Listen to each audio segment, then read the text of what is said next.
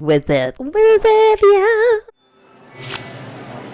This one cracked me the So this one, if we all know and love a theater kid in our lives, my condolences. As one myself, this Am I the Asshole made me have flashbacks. Am I the Asshole for being a little upset because of a role I got for musical theater. A little background information. I'm into the whole doing musicals thing. Why do I see this person like having a fedora writing this? I'm into the musical theater thing. We have one. I like that it's like a not named thing. It's like, I'm into the musicals thing whenever there's one. There's of course auditions and line readings, right? Right? Does this person know how this works? I've done a musical before, and this year I'm feeling really confident. So beforehand, I was told there was a certain role that I couldn't audition for, considering I was too young by our ladies vocal coach. Didn't have beef with a vocal coach. You're not a real theater kid. Then auditions roll around. They typed R-O-L-L as R-O-L-E. When auditions roll around, our director tells us he wants most of us to audition for that specific role. So we spelled role right later, just not. Before that audition rolls around, people are doing theirs for a specific character. You get the idea. Can this person be on Reddit legally? It's a child. So the first person auditions for the role I wanted. Then, after my friend hears me humming along to it, she calls me out on it. So I go audition for that character because it's a character I really want to do. Okay, Sharpay Evans. So after a few days, the cast list comes out, and the person that auditioned for that role with me both gets the role I wanted and another role that was one of my potential roles. Meanwhile, I only get one role with a few lines from another character. They got two roles. I'm trying to think of musicals with two roles. Like an Into the Woods, kind of like Man in the Forest. Love that your friend was like, I heard you humming and I think that you could be the lead.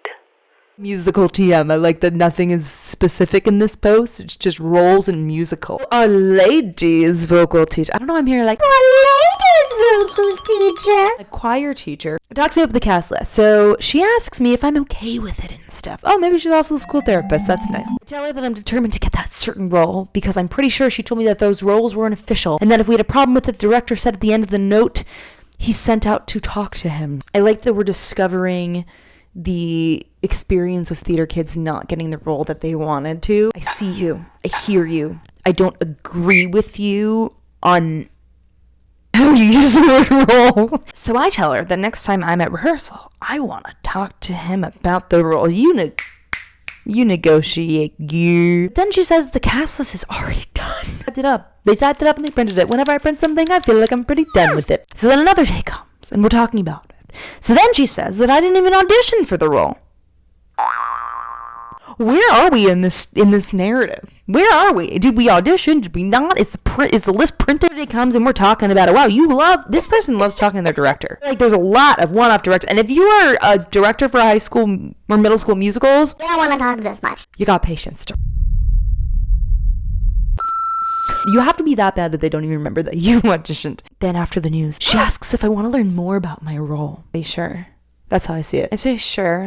So then she talked about which part I was. Soprano, alto, tenor. Wow, okay, range. So she went and grabbed a sticky note of what part she put me on. You finding I thought you know what role you have. Why is it going on a sticky note? What is happening? Where are we? So she tells me that I'm an alto.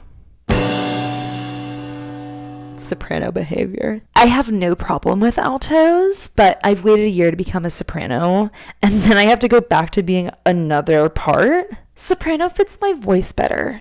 I'm saying this as someone who was a soprano. We're annoying. Let the alto narrative sometimes shine. Then she tells me I'm talented enough to help people who are also on alto. Yeah. If they'll let me help them, considering half of the cast treats me like I'm a small child. Honestly, I'm concerned reading this that you possibly could be. Sorry, I just really need some advice here on what to do. I don't think it's fair, personally. Considering she didn't remember that I auditioned for the role and I'm not even getting a second chance. How is the news getting delivered? Is it on sticky note? Is it on a paper? There was a lot of questions there. If they openly admitted that they don't remember that you auditioned, I think that you have different battles to fight. Your friend telling you to audition because you were humming is giving male comedian starts doing stand-up because his friend says it. I love when more people do musical theater. I'm confused about this process. Very Rachel Berry coded. Emerald Nichols 08 says, you're the asshole. They auditioned for the role and they cast someone. You're not entitled to it. Yeah, that's actually, you know what? No notes. No notes. Perfect execution of a comment. Thank you. Rada says, really okay to be disappointed that you didn't get the role. Is it the director typing this?